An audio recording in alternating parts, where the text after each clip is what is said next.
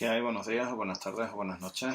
Voy a resolveros el problema 10 de la relación de problemas del tema 1.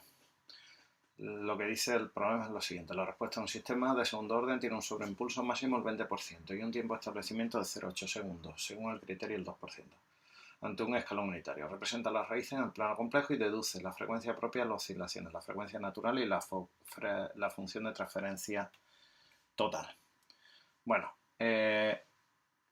M sub P, por tanto, es el 20%, lo que es lo mismo, es 0,2 en tanto por 1. Y esto es igual a elevado a menos delta pi dividido por la raíz cuadrada de 1 menos delta al cuadrado.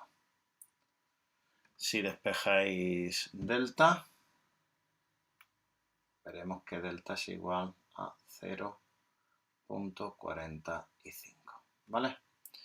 Por otro lado, el tiempo de establecimiento. Bueno, el tiempo de establecimiento ya sabéis que es el tiempo a partir del cual consideramos que el sistema ya ha llegado al estado estacionario.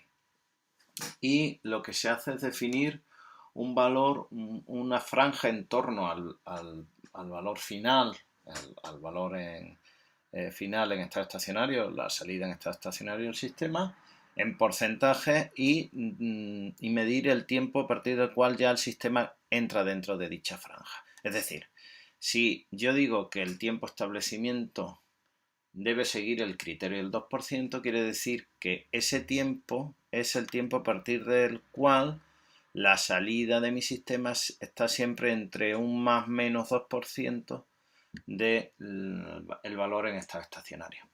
Si fuera, por ejemplo, un tiempo de establecimiento para el criterio del 5%, quiere decir que es el tiempo a partir del cual la salida del sistema se encuentra siempre entre un más menos 5% del valor o de la salida en estado estacionario de dicho sistema, ¿vale? Bueno, el tiempo de establecimiento para el criterio del 2% se define como 4 dividido por sigma, donde sigma es la parte real de los polos complejos conjugados de mi sistema de segundo orden. Sigma, os lo pongo aquí, pero a mí me interesa ponerlo como, haceroslo ver como la parte real de los polos complejos conjugados. Sigma es delta omega sub n, ¿vale? Y esto, como nos dicen en el problema, es igual a 0,8 segundos.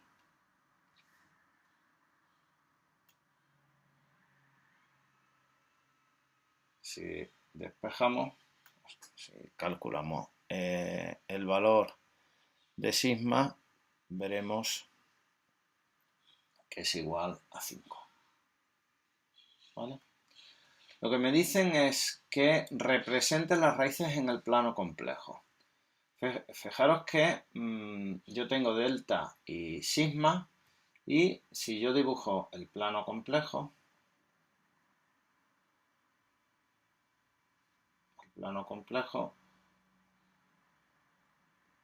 esto debería representarse, como es obvio, en papel milimetrado, utilizando reglas, ¿vale? Yo lo hago mano alzada y encima con una herramienta que, como veis, no es muy precisa a la hora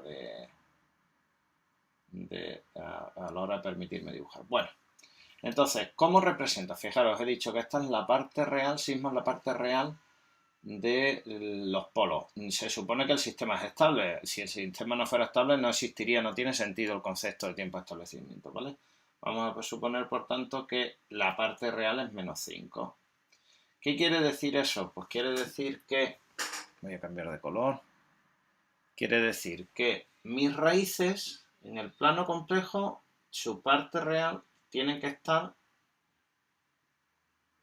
en esta recta que estoy dibujando en verde. Si esa recta consiguiera yo hacer la recta,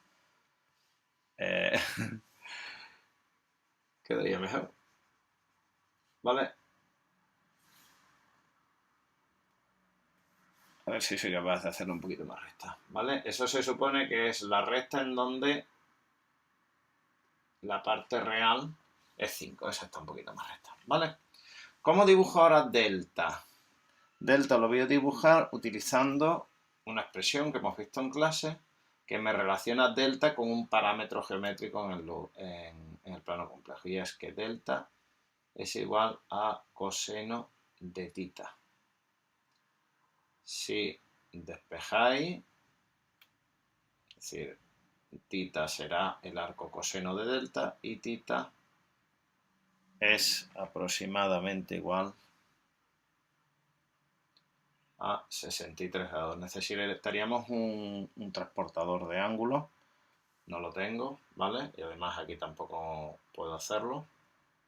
Pero bueno, voy a hacer los ímetros igual que lo de antes. Vamos a suponer que esa recta es una recta que forma 63 grados con el eje real de ese, ¿vale? Y aquí lo mismo. ¿Vale? Bueno, pues, ¿cuáles son los polos complejos conjugados en mi sistema? Bueno, antes de eso, 63 grados, ¿qué quiere decir? Pues que cualquier polo que se ubique en esta recta, que forma 63 grados con el eje real, verifican que su sobreimpulso es del 20%. Como mi sistema es un sistema que verifica, por un lado, que el sobreimpulso es del 20 y que el tiempo de establecimiento, que son todos aquellos polos que se encuentran sobre esta otra recta, es de 0,8 segundos para el criterio del 2%. Evidentemente, para que se verifiquen las dos condiciones, mis polos tienen que estar ubicados aquí y aquí. ¿Vale? Bueno, esto ya os digo, si estuviera bien dibujado, con regla, pues lo hubiera hecho con portaángulos y tal, vería, me llevaría este valor al eje imaginario. El eje real ya lo sabemos, me lo llevaría al eje imaginario y podríamos ver que esto es 10J, ¿vale? Y menos 10J, ¿vale? ¿De acuerdo? Bueno, pues ya sabemos, la ubicación de mis polos, ¿cuál es? Mi sistema tiene un par de polos complejos conjugados en menos 5 más 10J y al ser complejos conjugados, como digo, menos 5 menos 10J. ¿De acuerdo? Bueno, ahora me dicen que calcule la frecuencia propia de las oscilaciones, que es lo mismo decir la frecuencia amortiguada, y la frecuencia natural. ¿Cómo lo hago? Pues también directamente sobre la representación. Vimos en clase que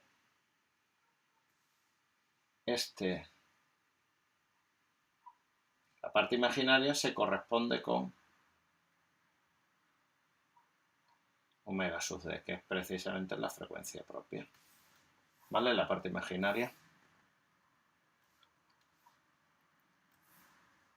Voy a dibujarlo un poquito mejor. Que vaya telita con los dibujos que os hago. Pero que a pesar de eso entendáis ¿vale? Ahora está mejor, ¿vale? Esa, la parte imaginaria, es omega sub d.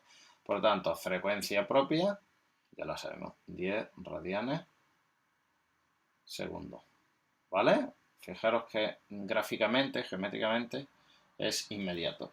Omega sub n, ¿cómo vimos que era omega sub n? ¿Cómo podemos calcular? Bueno, pues omega sub n era el módulo de los polos complejos conjugados. Voy a dibujarlo en rojo. El módulo de ese vector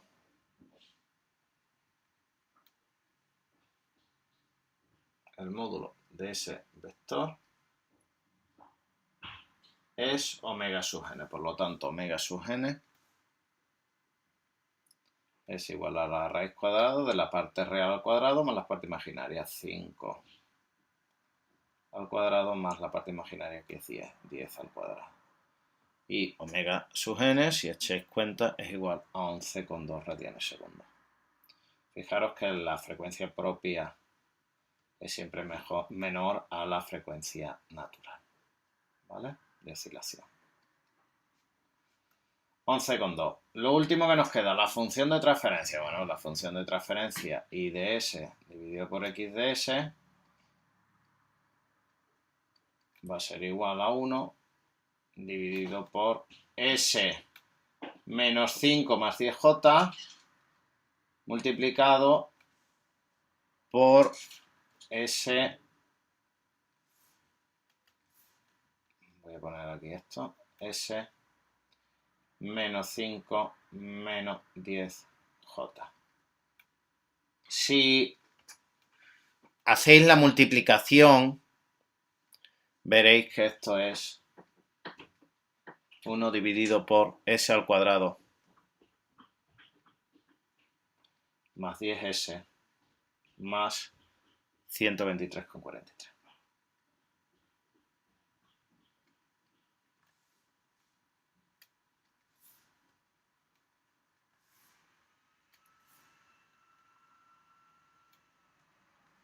Bueno, con esto queda resuelto el problema. Espero que os hayáis enterado. Si no, ya sabéis, las dudas me las preguntáis donde queráis. Hasta luego.